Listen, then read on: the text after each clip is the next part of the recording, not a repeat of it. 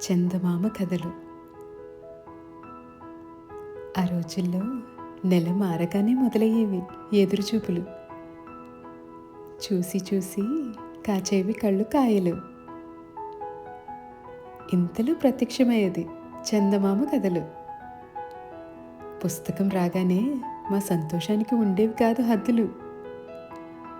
చదవటానికి పడేవాళ్ళం చిన్న పెద్ద పోటీలు. లెక్క చేసేవాళ్ళం కాదు జరుగుతున్న పరీక్షలు. ఎంతో శ్రద్ధగా చదివేవాళ్ళం చందమామ కథలు. చదువుతూ చేసేవాళ్ళం రెక్కల గుర్రాల మీద విహారాలు. వదిలేది లేదు పుస్తకం ముగిసేదాకా పేజీలు.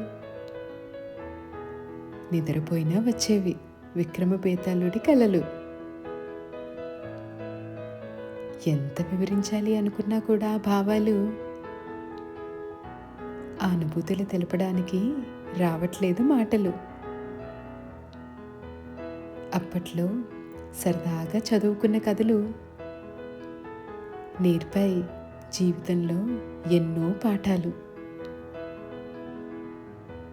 గడిచిపోయినా కూడా ఎన్నో సంవత్సరాలు, ఇప్పటికీ అవి మరువలేని గాథలు.